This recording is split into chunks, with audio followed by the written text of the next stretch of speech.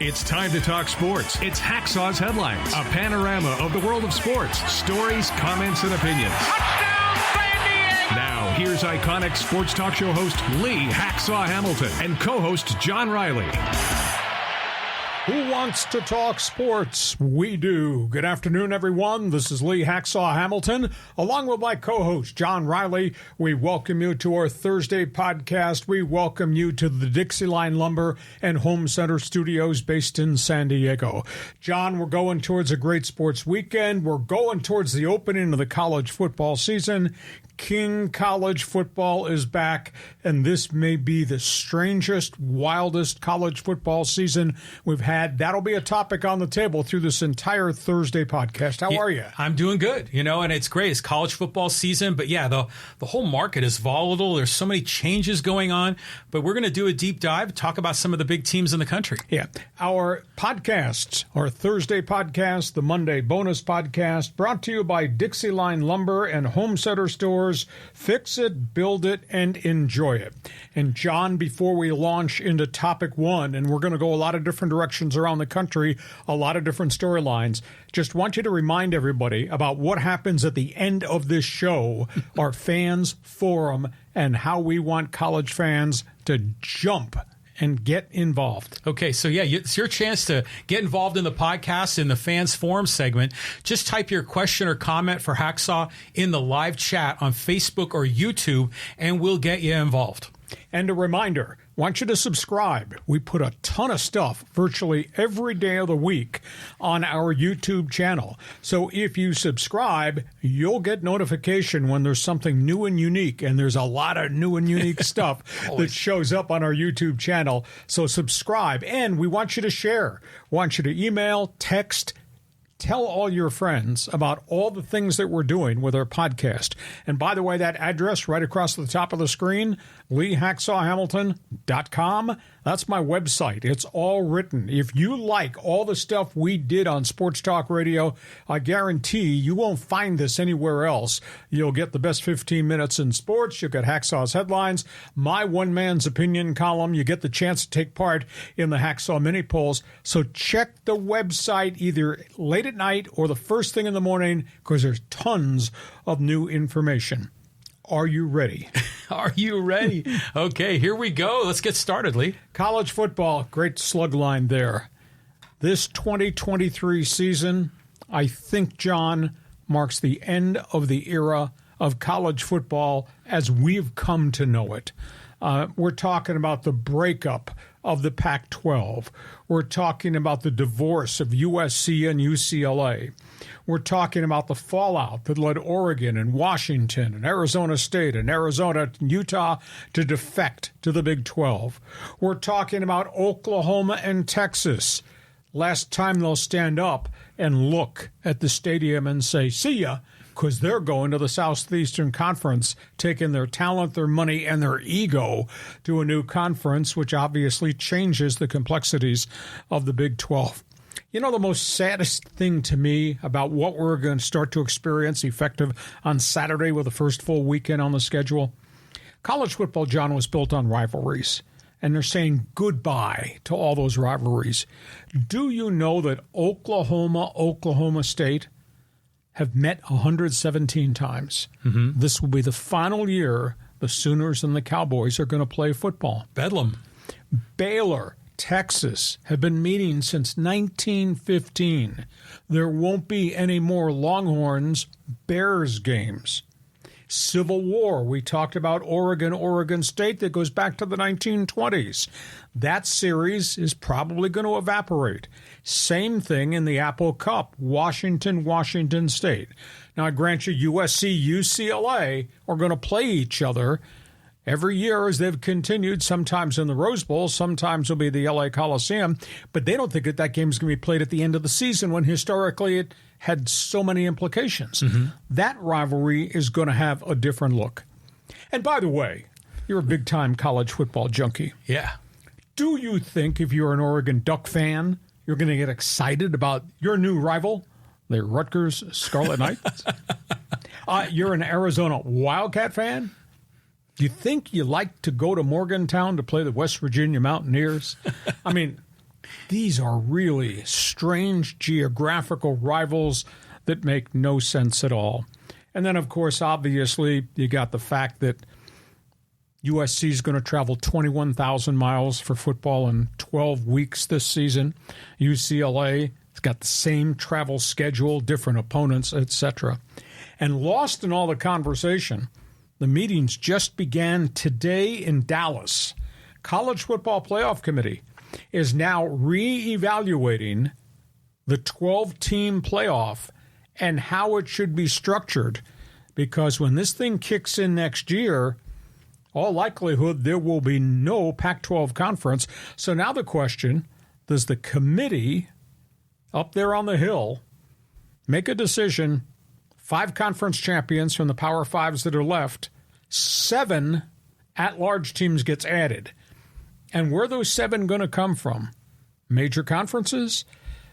Are we going to still consider the Mountain West Conference, the AAC, or some of these other subliminal conferences? So it looks like the makeup of the 12-team playoff, and they're discussing it today and Friday. I don't know that they're going to vote on it, but they're looking at different ideas and a different structure. So I think the college football playoffs are going to have a kind of a different thing. So, like I said, John, end of an era, at least my perspective. Yours? I'm concerned because I know that when they restructure the playoff system, my hunch is that the group of 5 schools are going to get further pushed to the side. It's going to be a bigger difference between the haves and have-nots. I mean, we see that even in the March Madness tournament where, they'll pick a 8th place Big Ten team rather than a 2nd place Mountain West team.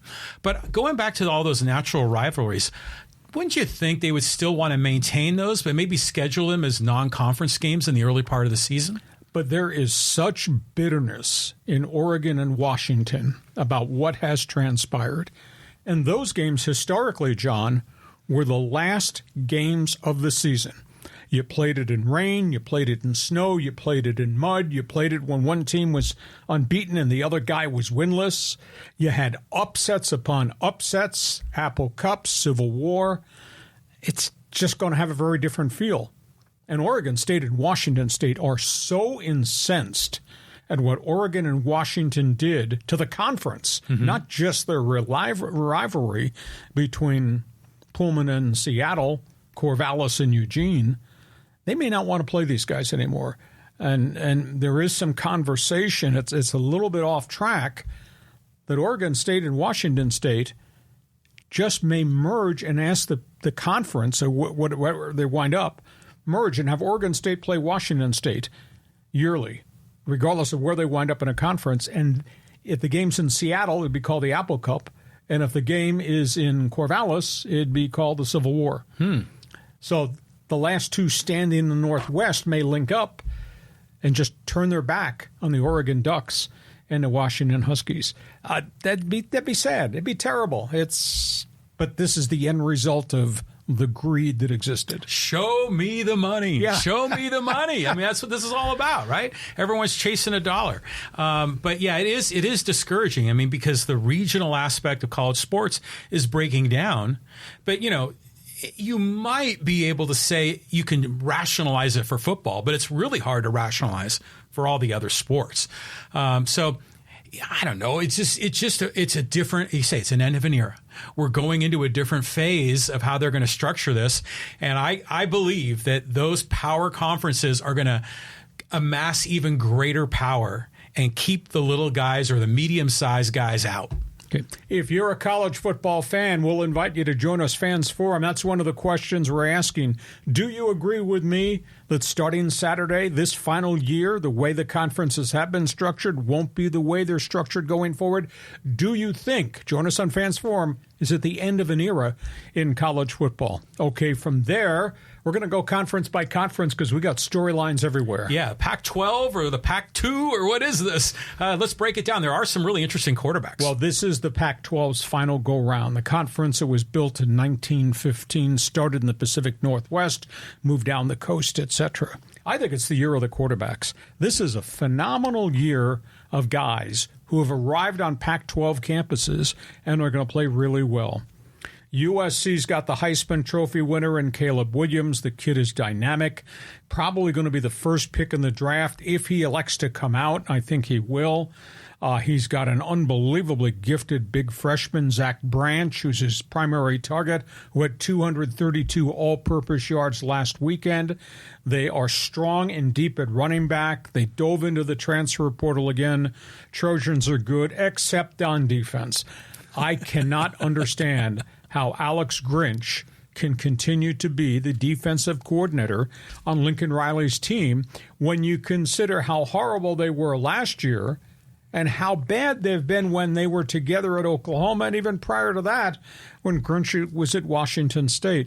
So they got the great quarterback. I don't think they have a great defense. I still think USC wins.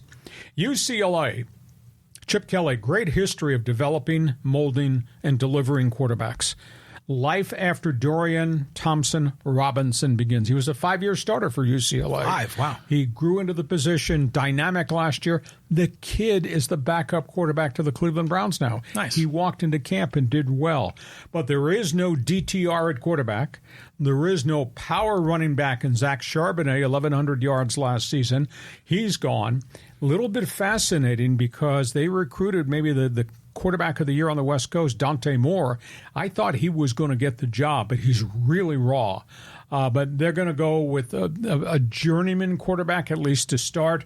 Though Chip Kelly has said Dante Moore, and there's a quarterback that transferred in from Kent State, they're going to rotate with Garbers, who will be the first game starter against Coastal Carolina. You know, Chip had really bad years. At one point, I think he was 13-25, and people were calling for his head. Mm-hmm. Myself included.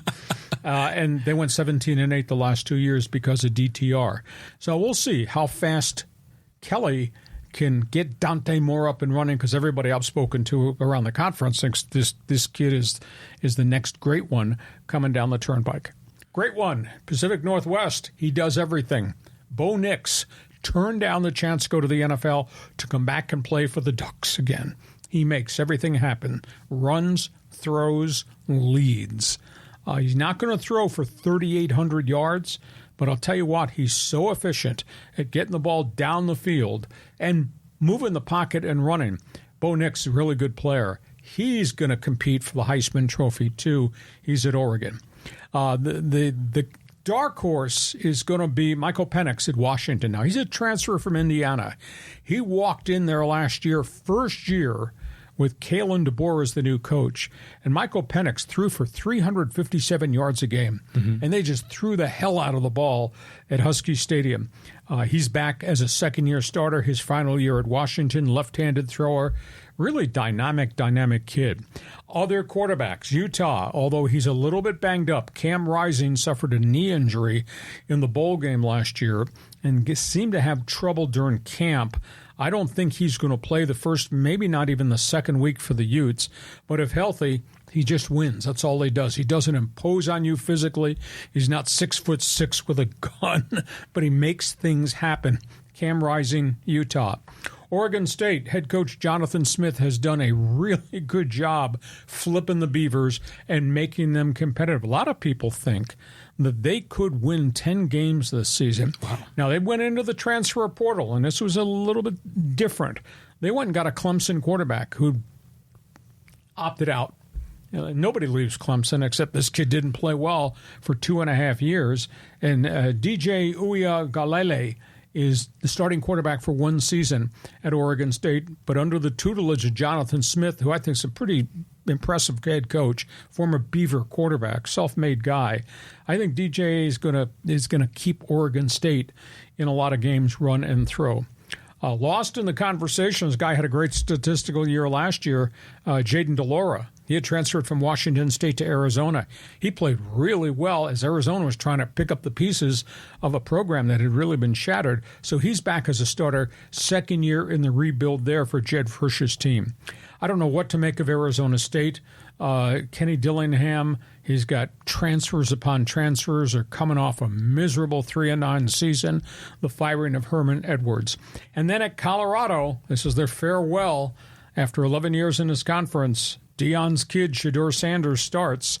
It's an absolutely stunning story. Colorado's got 86 new players on the roster.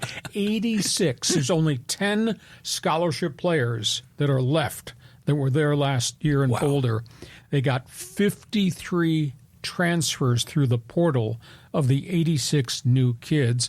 And Deion Sanders' son, Shador, who had a really great couple of years at Jackson State, is the starter as Colorado opens, and they're going to play at TCU in Fort Worth, first game of the season. So, like I say, this looks to me to be the year of the quarterback in the Pac-12. Your thoughts? Yeah, this is going to be great. I mean, first of all, it's the last year of the Pac-12. It's kind of emotional, but you're right. There are a lot of really talented teams here. I mean, I saw Michael Penix play when he was at Indiana, and he was incredible. I mean, he was so dynamic. He could run, he could throw, but he always got hurt, so I'm wondering if he's going to be able to keep it together. But look at it, Colorado. That's what we want to see is Coach Prime. I mean, I'm all in on Coach Prime. I'm hopeful that they're going to exceed expectations, because that could be that could change the way we perceive college football if Coach Prime is on the stage. But I go back to USC. Do you think Caleb Williams and the Trojans could compete for a national championship? If their defense holds up, but I see nothing that allows me to believe in what Alex Grinch is running from a player personnel standpoint. They gave up 396 yards, 396 to San Jose State last weekend. What's going to happen when they start lining up against Michael Penix and Oregon State's quarterback, and the dynamics of what UCLA does and what's around that conference? Bo Nix and the boys. That's the only thing that I think is going to betray them in terms of being a 12-0 team. Now, that they make the playoffs. Maybe on offense they can win the Pac-12, although Oregon's going to have a lot to say about that. But can they get to the championship game with this kind of defense? That to me is a huge question, and everybody thought that there had to be a change after last year's end-of-season setback and all the stats they gave up all year long. Caleb Williams kept bailing them out. No change was made. Well, do you think now that they're blowing up the Pac-12 and UCLA and USC are going to the Big Ten, do you foresee the USC Notre Dame game continuing into the future? Because that's been a marquee game at the end of the year for a long time. Yeah, I think there are some historic rivalries that they will try to hold on. I just wonder if anybody that's left is going to want to schedule USC. I mean, they're going to have, obviously, USC's going to have the Big Ten Conference, but there are non-conference games. But if Oregon State, Washington State, they don't want anything to do with the Ducks or the Huskies, why would they want anything to do with the Bruins or the Trojans? Unless you're going to bring them in, it'd be a hate game. But you're not going to be bringing them in all the time. You'd have to go there and play. And that's very interesting to see what the future, quote, non-conference schedules for the Trojans and the Bruins are going to be. Okay, let's go from the Pac-12 to the conference that's closer to home here. Okay, the conference of non-champions, the Mountain West. Mountain West, this is going to be a very, very different year. Not because they're losing teams. Everybody's holding their breath to see if anybody else is going to arrive. I think there are a couple people here that have to have bounce-back seasons. Let's start with Boise State. They're not what they were just a couple of years ago. They're obviously not what they were when Dan Hawkins first elevated the Broncos to real stardom. But Boise State has gone through a bit of a dip and now has rebuilt. They bring back a vibrant 6'6" quarterback in Talon Green that they had to play last year because of injuries. They bring back third-year starter George Holani, tough guy running back. They bring back a ton of studs on defense. They were just picked to be the team to win, to beat in the Mountain West Conference. So Boise State looks like it has bounced back, and Talon Green is a really talented young player. San Diego State. Brady Hoke has built his reputation as a college coach on building defensive lines and offensive lines. I sure hope he has some of those cards in his pocket, because he really needs those segments of that roster to grow back and be what they used to be at SDSU if they're going to be good. Jalen Maiden, I'm confident that he, linked with the new coordinator, Ryan Lindley, they're going to make a bunch of dynamic things happen. They scuffled and struggled early against Ohio last weekend. And then they got it kicked in gear. And what we saw from the second half on, that looks like the potential of what the Lindley playbook and Jalen Maiden making the passes is going to look like. I think San Diego State is going to grow through this. And by the way, they get Boise State here. Nice. What a huge game that's going to be. Nobody can identify and nobody can talk with Air Force except Troy Calhoun. What a rebuild job he has done there. That is such a different culture in Colorado Springs. He's looking for a new quarterback because Hasik Daniels has left after 2 very good years of running the wishbone and the option. They got a load of running backs. He's got 8 starters back on defense. Air Force just makes it hard for you to play your game because you have to defend their game, and their game, the option, is really tough. Unique in Fresno, life after Jake Haener, the quarterback, life after their 1,100-yard running back Jordan Mims. Both have gone to the NFL. Going to be intrigued to see what they put on the field. However, when Haener was hurt last year for about a third of the season, Tedford, the coach, put this young pup in there, Logan Fife, and he got progressively better and better as making plays down the field. He's back as now the legitimate starter at Fresno State. Speaking of jobs well done, nobody knows this guy. You think about what San Jose State used to be, really downtrodden. Brent Brennan has done a phenomenal job, and he's kind of done it through the transfer portal. San Jose State plays really hard, as witnessed by how hard they hung in there and slugged with USC and what they did last season. He's got a fourth-year starting quarterback, a transfer from Hawaii, Chev Cordero, who throws it, moves the pocket, runs it. Guy kind of does everything.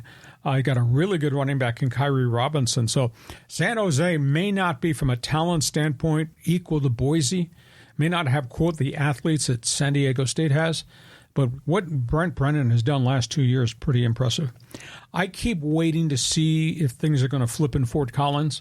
Colorado State's Jay Norville is a guy who has built programs. It took him a year or two. Last year was his first year at CSU. They weren't very good. He did the same thing at Nevada. They weren't real good real early, and all of a sudden they got quarterbacks that throw the football.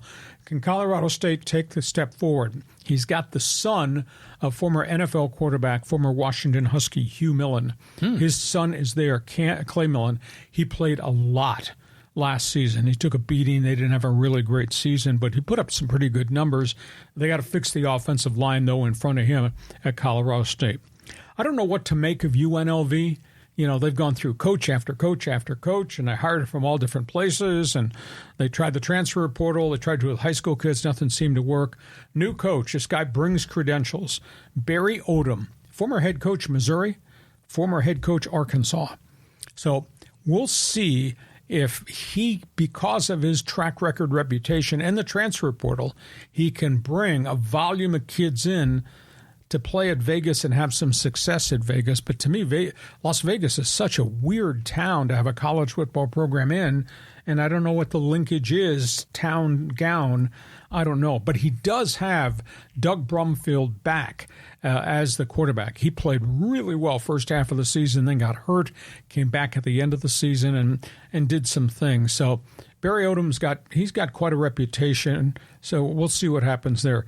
Utah State, Nevada, New Mexico, Hawaii, talent deficiency problems virtually everywhere.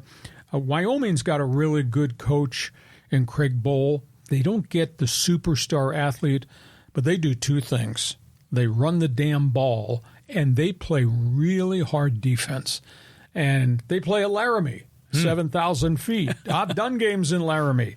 Laramie's tough in September, October. Laramie's tougher November when it's snowing and really cold. It gets cold there faster than any place on the earth, I know.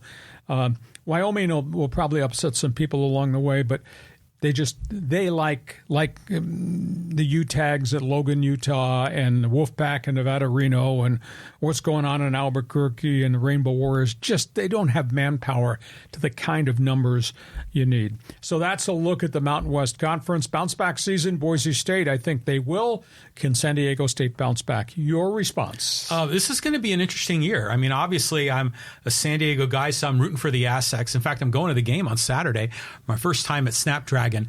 But, it's interesting what Brady Hoke's doing here because, like you said, you're not sure about these lines, these offensive and defensive lines, and if they're going to be able to keep it together.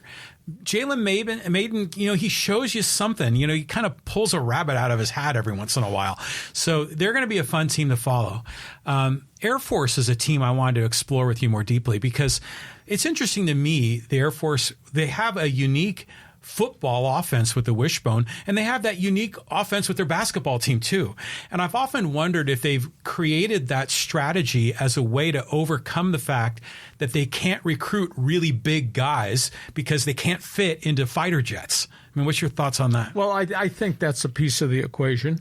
And obviously football at the academies, whether that is in Colorado Springs, at West Point, or at Annapolis, they all run some offshoot of the veer or the wishbone or the option because they can't stand in the trenches and slug. And when you have only a week or 4 days to prepare for what they're doing, it's really hard. And then if you have to go play at Colorado Springs, thin air and all that, and you're on the field the whole afternoon because you can't get off the field because you can't stop what they're running, that's a bad combination to be the other guy, the opponent, coming in. Troy Calhoun's done a really good job.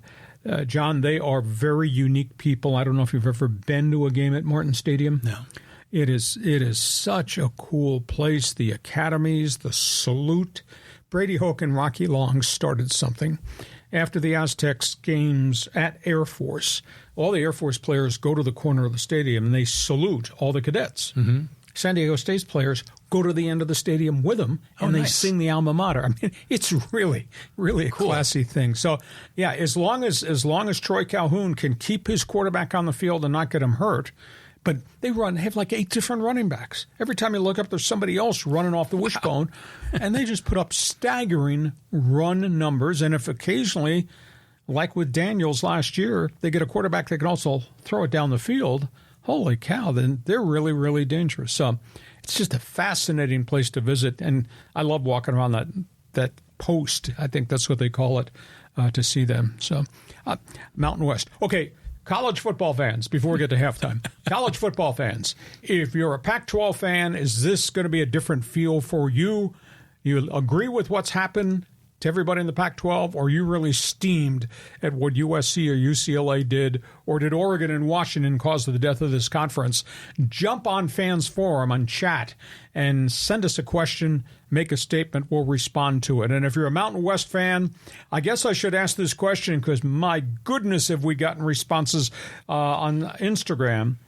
Why don't fans in this community put its arms around San Diego State's program, considering that Rocky Long and Brady Hoke, between them, have a combined record of like 161 and 63. Really? I mean, it's absolutely phenomenal what those guys have done over the better part of a decade. So, hey, you like college football? You're a Pac-10, Pac-12 fan, Mountain West fan? Join us on Fans Forum. We'll answer your questions right at the end. Okay, we get to halftime. Let me talk to you for just a minute about Dixieline. Get summer project savings at Dixieline Lumber and Home Center stores.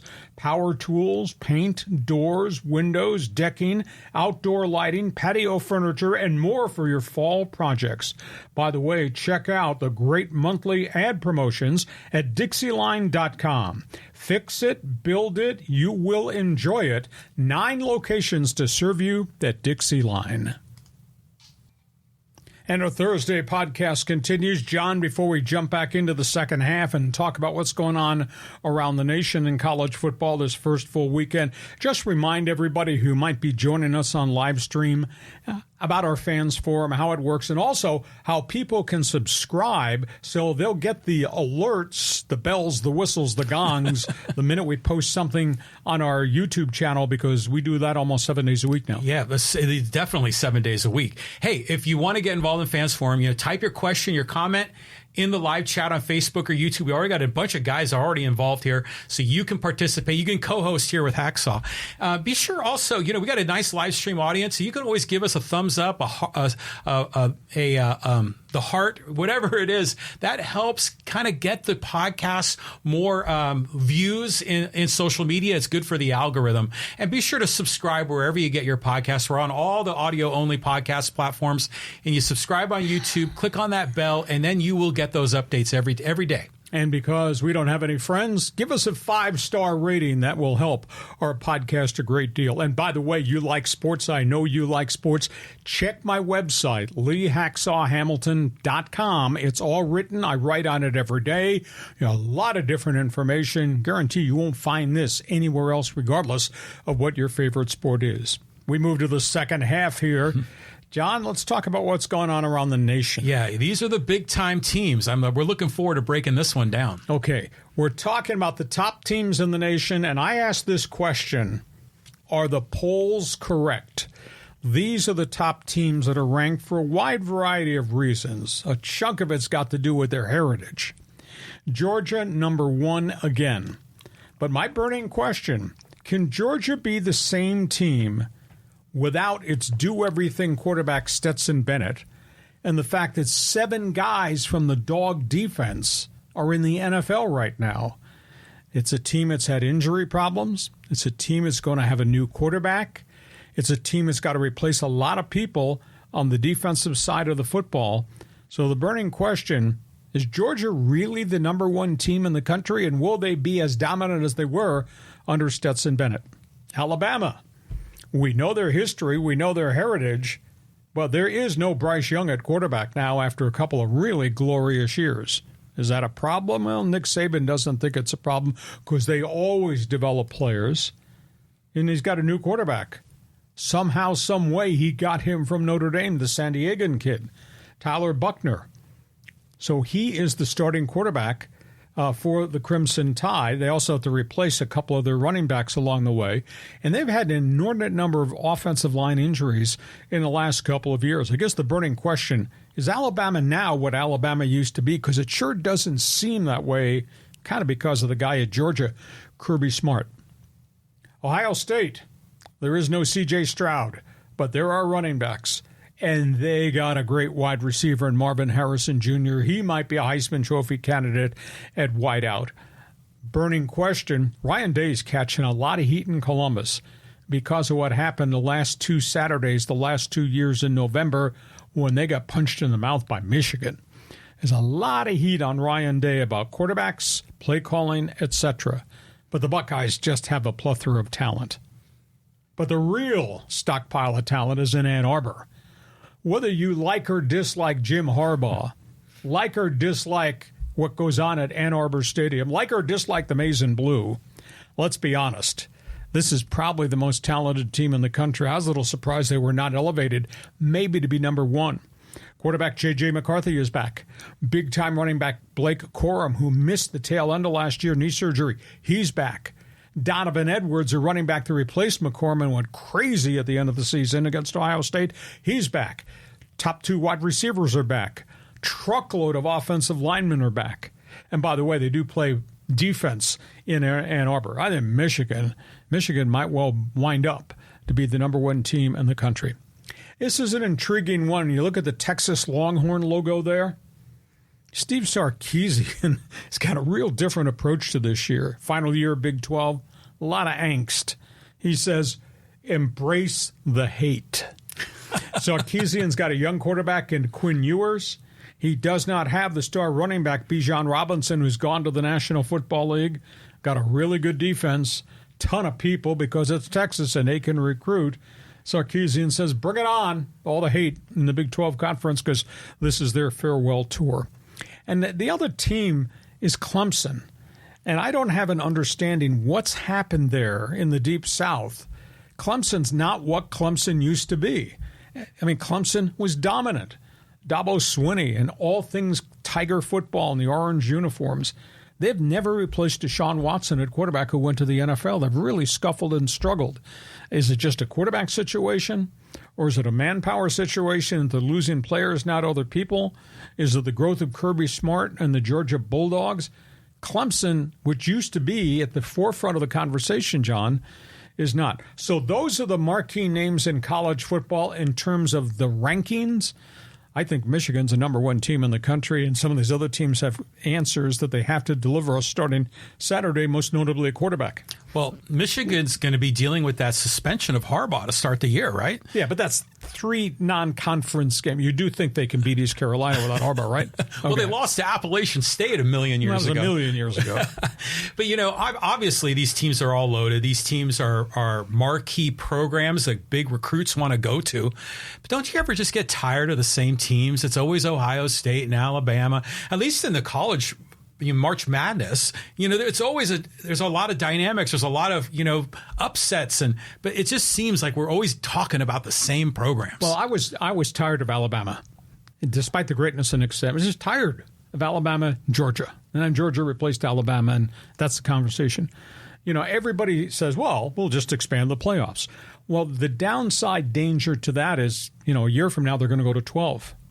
What happened in the championship game in January this past season? What was the final score of that game? I mean, everybody was excited about TCU. Oh, yeah. Okay. Yeah. Yeah. Quarterback, running back, wide receiver. Texas Christian, Horned Frogs, wearing purple. That was a thumping. 50-7. Yeah. So that's the problem, that you have the haves, all those right there, and you have a lot of have-nots, wannabes. And if they ever had a good season and got there, would it turn out to be 50-7? So it's a burning question. But I kind of agree with you. Alabama again, and now it's, Georgia again. Right. But the top teams are the top teams. As cool as the idea of a 12-team playoff is, I think there's a lot of blowouts coming when we get to who's going to match up against Georgia, who's going to play Michigan. The big boys against everybody else. And I don't think everybody else that's in a 12-team playoff has any chance. It's very different than March Madness, where you can have Coastal Carolina or George Mason University step up and have a unique team because it's only a 5-man team and they can shoot threes, and threes are the great equalizers in college basketball and all that. And it's not that way in college football because that's 22 guys across both sides of the football. And do you think you got 22 guys at Morehead State that can stand up to these guys? Morehead State. Well, I like the idea of expanding the playoffs because, it always seemed like the system was rigged for these guys, that you only pick the top 4. Remember, it used to be the top 2 that was only in it. So I like that they're opening up. Are we going to have some blowouts? Sure. But, we might have some surprises, and I think that's okay. I'm disappointed there are no West Coast teams in that big boy list. And maybe that's because the Pac-12 is blowing up. I don't know, but I kind of like it when it's a little bit East Coast, West Coast balance. Well, I think USC they go into preseason or the first game of the year ranked 6th in the country, so they're right on the periphery. But they have to prove themselves defensively. I don't know why there's not more about the Oregon Ducks, because Bo Nix is a hell of a player. I mean, he was an SEC guy who left and went to Oregon. So we got at least 2 out here that, as the season goes on, will have a chance maybe to be part of it. So I guess this segment, to anybody that's with us on live stream on Fans Forum, jump on board. Do you think the 12-team playoff is going to be good, that idea, or do you think it's going to be 50-7, and this might not be real good for college football as everybody projects it to be? Okay, John, let's go to names in the news. Names in the news. Okay, I've already kind of got a glimpse of this list, and there's some good topics on the table. Okay, names in the news. These are other storylines I want you to pay attention to. Just outside the periphery of the top teams comes LSU and Brian Kelly, former Notre Dame coach, former Cincinnati coach, former Central Michigan coach. He's done a really good job everywhere he's been. Good season last year. But he's not equal to Georgia nor Bama yet.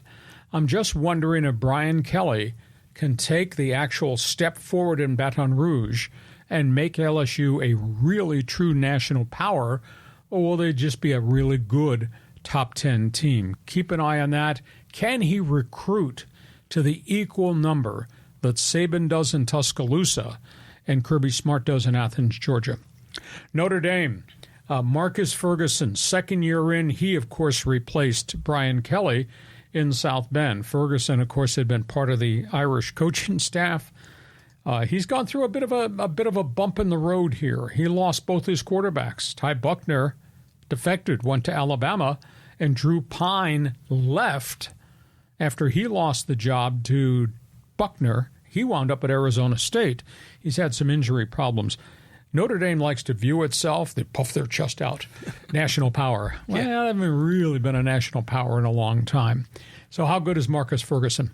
North Carolina, can one man make a difference? Now, granted, the Atlantic Coast Conference is not equal to the Big Ten nor the SEC, and now maybe not even the Pac-12. But Drake May is like a hired gun quarterback at North Carolina. And he turned down the chance to go to the NFL. He wanted to come back and play. Yeah, he was good. Just like Bo Nix did up in Oregon. So can Drake May be a one-man show for Carolina? Penn State, they've done a good job. They're not the national power they were in the era of the Paternos. They got to replace their quarterback. Sean Clifford was a 4-year starter at Penn State. He wasn't real good when he started. By the time he was done, he rewrote the record book. He's in the NFL. So Sean Clifford is no longer the starting quarterback in Nittany Lions. Can they find a thrower to go with all the runners? They have such a heritage there. Texas Christian, Max Duggan, gone. Tight end, gone. Top 2 receivers, gone. Bunch of them in the NFL. Was Texas Christian a one-hit wonder? Or because they made a statement in the last couple of years and built this thing, are they starting to get a lot of quality recruits there? And then there's the Colorado story. They played TCU in the opener.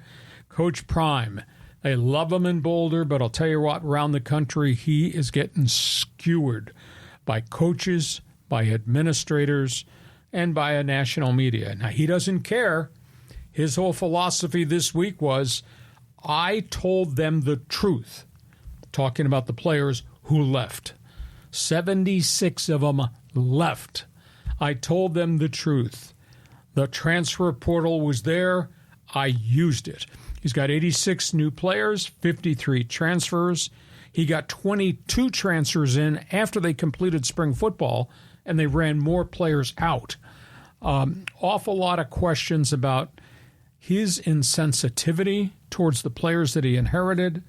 The exit meetings, I was told, were very impersonal. They were almost to the borderline point of being crude, what the coaches told the players. They had their star wide receiver who led the team in receptions and suffered a significant knee injury right at the end of the year. He did all the rehab, spent the entire offseason in rehab, went to spring ball and did rehab, and after spring ball, they told him, you're not welcome here. You can't play here. We don't think you can compete here. This is the star receiver who did all the rehab under their doctors. But Primetime's response, I told the players the truth. They couldn't compete. You were 1-11. So that's the atmosphere. They love them in Boulder. A lot of people don't like Neon Deion. And now the burning question, will they be any better than 1-11, even though he recruited all these kids and he took his son and everybody from Jackson State? It's going to be a fascinating story to see. But he's borderline brilliant or borderline belligerent. So go ahead and tell me. They're all hating on Deion because they want Colorado to be a cupcake, on their schedule like they've been for the last 10 or 20 years. So, the team lost one game last year. So clearly those players are not at the level of competitiveness, and they brought Deion in to win. So go Deion, go Coach Prime, man. Let's turn this program around. And he was radical, but he's been a radical his whole life. So this just fits the persona. So this, of course, I'm following San Diego State closely, but this is the second team I'm going to closely follow is Colorado. But look at it, some of these other names on the board. TCU had that fun, run last year, but they've had some really good seasons in the past as well. So I think they're going to be built to stay. So who else on that list? The Nittany Lions were, that's a program that to me feels like a time warp to another era. Exactly. They're a good program still, and they compete, but you look at all those other, Notre Dame, et cetera. I want to ask you though, Hacksaw, as a broadcaster, you've been in this business forever, or even as a fan, what is the college football stadium experience that you've enjoyed the most? I went to Penn State. I did an Ohio U Penn State game, and we were grossly overmatched. And I had a chance to interview Paterno. I was blown away. That was an experience. 106,000 fans at Beaver Stadium. That was one of the really marvelous things. When I did USC football for 3 years, we played Penn State at the Meadowlands in New Jersey, and Paterno was the head coach. And that's when the program was just starting to get away from him. Ohio State, Michigan, I've sat in the press boxes for those games, and that's really special. Mm-hmm. That's bleeping history. But when I did USC, UCLA, and I'd never actually experienced that game in the stadium on press row and broadcast, that's pretty electric too. So, yeah, some of the stadium experiences are really, really kind of neat. Yeah. I just think it's terrific. That's why I'm excited to go. Granted, I'm going to Snapdragon on Saturday to see San Diego State, Idaho State, which is not Michigan, Ohio State. But, what I've done in the past also is I've traveled on the road and gone to see San Diego State basketball elsewhere. Maybe I need to go to Vegas and go see them in Allegiant Stadium against UNLV. That might be a kind of a fun road trip. Except there's so many empty seats there because nobody in Las Vegas pays any attention to the running Rebels. Yeah. So that's kind of a deficient thing. I wish San Diego's fans would embrace the Aztec program. That's a neat stadium. It could be a loud stadium. It could really be a fun home field advantage if we didn't have 16,000 empty seats because San Diego fan is off doing something else on Saturday. So team gets good. They got UCLA a week from now. And then beyond that, they got Boise in here. They got Fresno in here. They got Nevada in here. They're going to play a role as to if they can win it, or they're going to play a role as to who eventually winds up winning. That Boise State, San Diego State game's going to be a doozy. If the Aztecs are what I think the Aztecs could be, because I know what I think Boise is right now. Okay, it's time for Fans Forum. You got questions, we got answers. You think we got a few people lined up, want to talk college football? John, how do they, first of all, join us on Fans Forum? Because they're going to try to buzz through as many questions as possible. Yeah, so we'll still take your questions and comments. Just drop it in the live chat on Facebook or YouTube. Got a bunch of guys here, George and Jeff and Greg and Beto and TR, and John is in the list. There's 2 Johns on the list. So we'll get you all involved, so you can still jump in if you got a question or comment. Okay, let's get started. You're talking college football. We're going to give you answers about college football. Fire away. Okay, this is from Greg, and he says, Lee, what is your gut feeling about where Cal, Stanford, Oregon State, and Washington State land? This is all a money deal, and the Atlantic Coast Conference has a different deal now via ESPN that would give them an additional $55 million of TV revenue if they brought in Stanford, Cal, and SMU. Stanford and Cal would take a discount from the normal TV rights if they join the ACC. SMU is not going to share any money for the first 5 years. They would take the $55 million extra and spread it to the other ACC teams based on if you got to a bowl game, if you got to a national championship game, you get some bonus money. That's where it is right now. I think it makes no sense at all to have Stanford go play Wake Forest or Cal play NC State. It's just a really bad fit.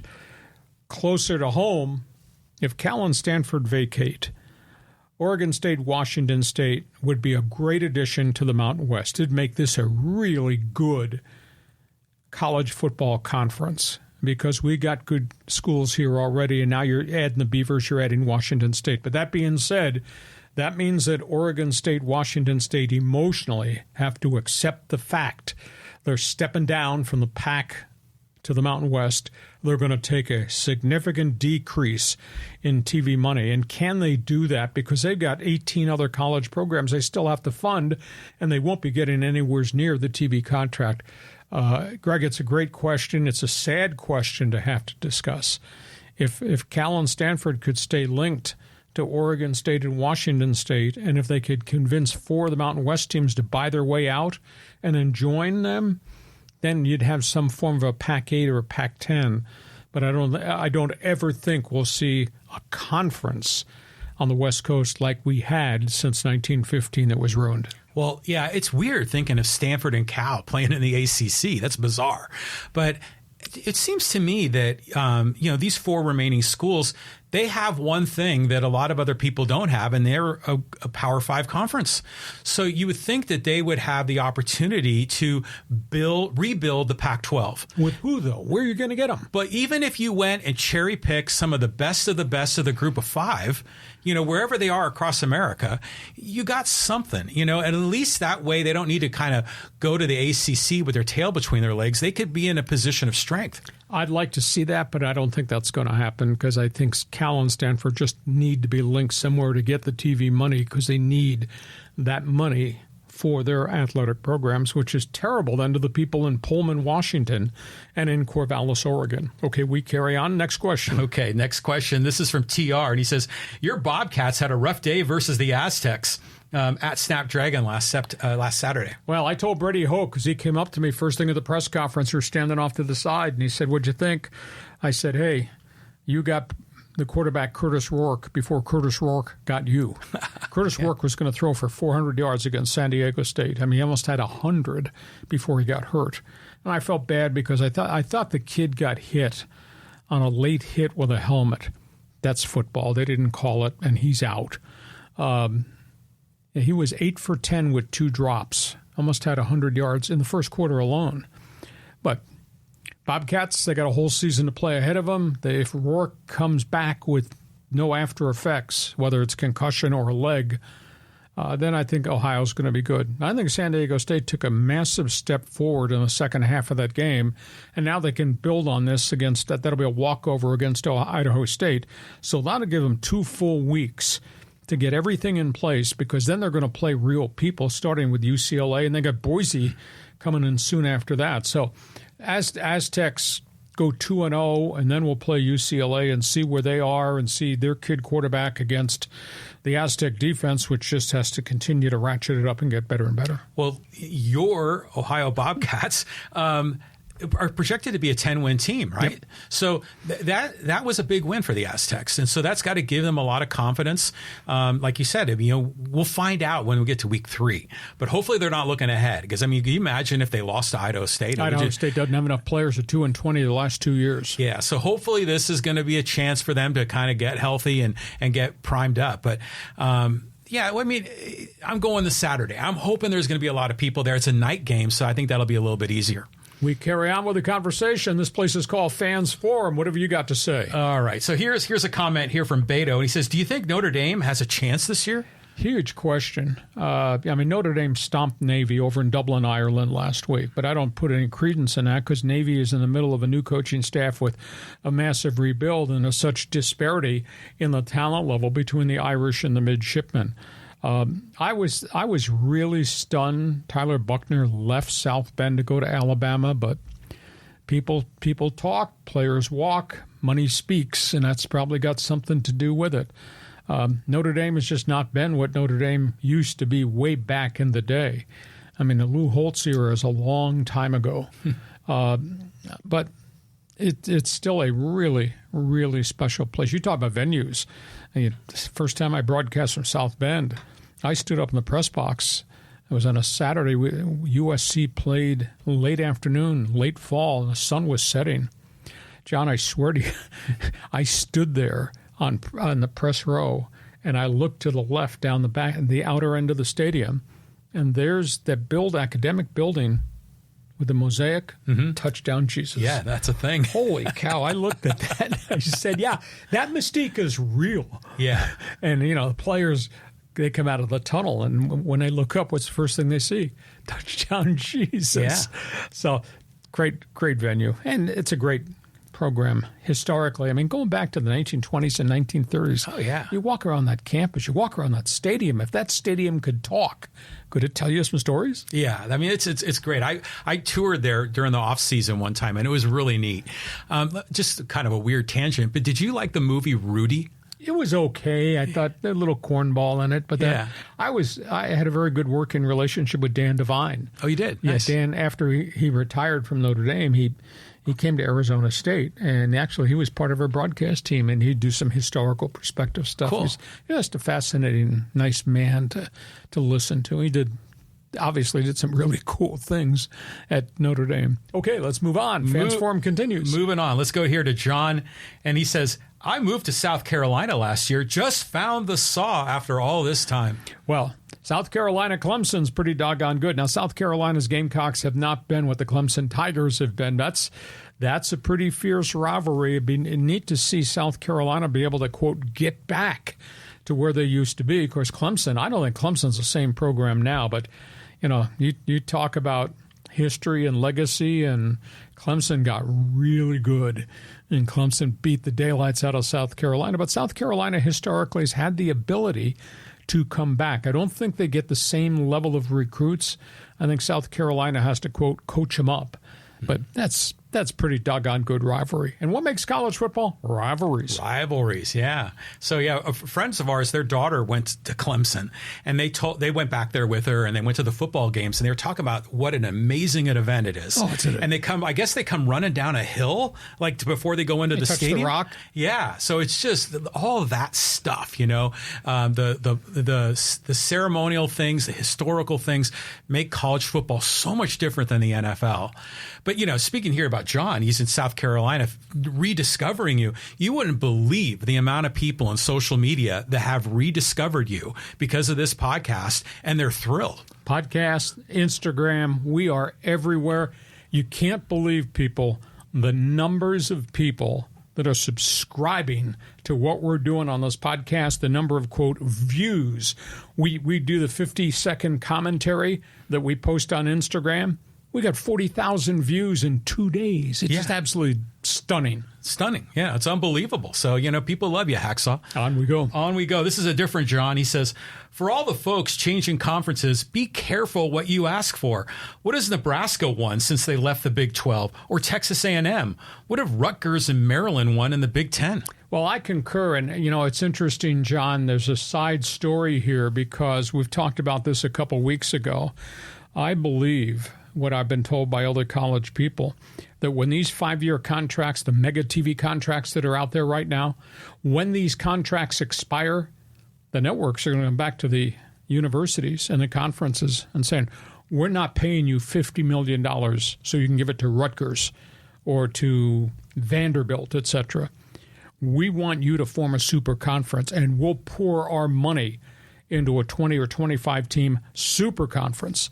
And then we'll give you some other money you can distribute to your non-winning programs. Yeah. I think we call it a Champions League. I think this is eventually, I bet 5 years from now, if John is still talking to me, we may have another rebuilding, restructuring of college football in which the elite football programs are in their own conference and they're going to get all the paydays. Because I just don't think that these conferences want to pay $50 million a year to Oregon State and Washington State, and the bottom feeders, all these other conferences around the league. Well, imagine if they did that. I mean, we were just talking about how I'm tired of seeing Alabama and Ohio State, and and if they went to that super conference, those guys would get more money and they'd have more control, and all the have-nots would be further down the list. So I don't know, but this is an interesting question. I mean, like Texas A&M as an example, they had a nice little run there in the SEC with Johnny Manziel. They did, but it has not continued. Right. And these guys that have jumped conferences, Nebraska, Big Ten. Yeah. Why? What have they accomplished? Last I heard, they kept firing coaches. Mm-hmm. So, I mean, it's the exact same thing. There's some people out there in these other conferences just make no bloody sense.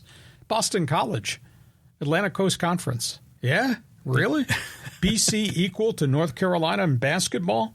Is BC equal to anybody in football in the ACC? I mean, it depends if Doug Flutie's playing. Yeah, it's just absurd. Okay, move on. Okay, here's another one from TR, and he says, need at least a 16-game playoff, team playoff, to give all 130 or so teams a shot at the beginning of the season. What do you think? Yeah, but the problem is, now we're discussing 12, and now you're texting us, emailing us from left field, you want 16. Does that not mean you're going to have a bunch of 50-7 games in the playoffs? Is that really good for college football? Again, as John has alluded to, and rightfully so, the haves are up here. There's an awful lot of have-nots down here, and now you're going to say, well, gee, we'll take 16 teams. Well, that means you may have some have-nots that qualify to get in, and then they get beat 63-7. Is that really good for college football? It's very different from March Madness and the ability of a little guy to beat a big guy. But that gives the little guy the opportunity to become a have. Because if they're constantly a have-not and they never get a chance, they're never invited to the dance, in this case, a 16-team playoff, then they're doomed. They have no chance. But if you get, like TCU had a nice run there, they got to the national championship, then people start paying attention and recruits want to go there. So I think it's a great thing. And then plus you give Boise State, who frankly has been so deserving to be in the playoffs for a while and never got in. Now you're going to let them get in and they beat Oklahoma. Remember that about 15 years ago. Imagine if they got in and there were some more of those upsets. Okay, if you're expanding the playoffs, I think we'd be arguing about this over a beer going forward. Let's carry on with a couple more in Fans Forum. Okay, this is kind of conference related, but not necessarily football. What's going to happen with San Diego State men's soccer in the Pac-12? That's a huge question, but they can play a bunch of those guys as, quote, non-conference. Now, nobody's talked about what happens to the Olympic sports as part of SC and UCLA going that way to the Big Ten. Those schools are taking those Olympic sports that way. I don't understand what anybody thinks there's any value for UCLA and USC's soccer team to have to go play at Michigan State.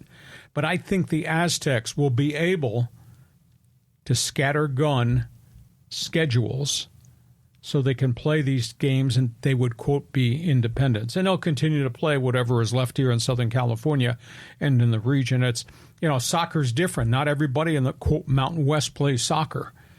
Weather's got elements have got a lot to do with that. So I think there will be enough games. Will there be a conference to a seed to try to grab hold of? That becomes a big question. But the Washingtons of the world and, San Diego State, Washington have a pretty good soccer rivalry. I've been up there to that Aztec deck to watch soccer. That's kind of a cool experience. The Washingtons of the world who are relocating to other conferences, they're going to need a place to have some of their teams play, quote, non-conference games. So I think the Aztec scheduling probably will be okay. This is one of those factoids that kind of catches you by surprise when you find out that San Diego State soccer is actually in the Pac-12. And it's ironic since San Diego State's been wanting to be in the Pac-12 forever, and at least soccer made it. Let's got some more comments here. Here's one from Greg, and he says, is there a chance these new conferences just do this for football and go back to regular conferences for all their sports? Might be a good compromise. Well, possibly. I also spin back to what John and I talked about a couple of weeks ago, that when these set of TV contracts expire, you may see the networks play a different brand of hardball against these conferences, which would then say, okay, conference schools, you just go back to who you used to be, you play regional rivals, etc., and you go from there. It's an awful tough call. Nobody knows. We're just kind of spitballing here ideas. I just don't like any aspect of what USC, UCLA did than what Oregon, Washington did. I might be old school. Yes, I got gray hair. So does he. I mean, the reality is conferences' success has been built on rivalries over generations, and they turned their back on the legacy and the history of what the conference was for a massive payday so they could go play freaking games in Iowa City and Iowa State. I just don't like the concept of what they did. Well, I like this compromise idea because this whole thing is about football. I mean, all the money, all the TV contracts, it's all football. I mean, there's really no financial benefit for Cal's track and field team to go play Wake Forest. I mean, it's all the football money. So maybe they just need to peel off football separately and then let everyone else kind of go back to normal. As we said, Champions League, maybe 5 years down the road. Okay, let's do a couple more here. Okay, let's get some social media comments in here. And let's go to this one here, and I think this is a good talk about Pac-12. This is from Loveland Kirk on Instagram. Bad for players, bad for students. They're talking about the merger potentially of the Pac-4 and the Mountain West. We talked about that weeks ago. Bad for players, bad for students, bad for fans, bad for alumni. What a shame. It's been downhill for the Pac-10 or Pac-12 ever since the Rose Bowl dropped being a Pac-10-12 Big Ten championship. Well, that's because TV changed everything. First, it was a 2-team playoff, then it was expanded to 4, and now the sucker's going to 12, and we got guys from left field. They're sending us messages, let's make it 16. So all the dynamics of the conference relationships and affiliations all changed. Now, the Rose Bowl is going to be part of the college football playoff. The Rose Bowl, as we used to know it, USC versus Ohio State, it's just not going to be the same thing going forward. In terms of if somebody drops down out of the Pac-2, if Washington State, Oregon State come here to this conference, it's going to be great for the conference because those are really good athletic programs and very good football programs, and they'll add more oomph to the conference. But by the same token, it's tough if you're in Corvallis or Pullman and you're the president of the university to have to make that decision because then you're walking away from whatever was left in the history and legacy, and you're taking a massive cut in TV money, and you need that TV money because in about half these schools, the TV money is their lifeline to be able to fund Oregon State baseball and everything else that goes with it. Yeah. Well, I just remember as a kid, it was always the Big Ten and the Pac-12 or Pac-10 at the time when they had the Rose Bowl. And I always thought it was kind of odd that the USC UCLA for them was like a home game, you know. But I was just escaped what I was about to. Oh, I know what I was going to say. So sometimes, remember back in history before we had the BCS playoff, and these bowls were the conferences the way they were aligned. But then you'd end up with a situation where there'd be 2 undefeated teams and there was no chance for them to play each other. To me, that was so frustrating as a fan. I mean, didn't USC win a national champion or co-championship one year? Yeah, and it was also the huge argument about the ratings, the rankings. Mm-hmm. How could we be 12-0 and not be number one? Exactly. That was a great, massive debate about the polls and who voted in the polls. And did you watch us before you voted in the polls? And it just went, this thing never, ever was solidified to the point of this is the best way to do it because it was constantly in a change and state of flux. Moving on. Okay. Reggie Bush. We got to talk more about him. People are loving this comment. This is from John. He says, so what do you say about the 200 violations at Tennessee and no bowl bans, 90 plus violations at Alabama, no bowl bans or any sanctions, both slaps on the wrist, and then Penn State and Sandusky and 30 plus years of sexual abuse, they get nothing. What about Miami buying prostitutes and having keggers for underage recruits? No bowl bans and loss of scholarships. NCAA is corrupt and unfair. Reinstate Reggie. Big question to me, and I said this last week. If Reggie was innocent, why did not Reggie not cooperate with the NCAA probe? He could have professed his innocence a decade ago, and if the NCAA cracked on him, so be it. Instead, he stayed silent. He returned the trophy, did not say anything, had a really nice NFL career, became a TV analyst, and now all of a sudden he feels slighted and wants to be taken care of for what happened way back when. He should have cooperated, and he could have professed his innocence in front of everybody and stood face to face with the NCAA and said, no, I did not do this. But the NCAA also had all this documentation that he did do it, and he did get these benefits, and the family surely got these benefits. So because he's homegrown, I can't stand on his street corner and say this guy got screwed, because I think this guy took some things, and I know his family took a bunch of things. He should have said that. On the flip side is he could have always stood up if he did do it, and he could have apologized to his alma mater. Mm-hmm. And he could have apologized to the NCAA.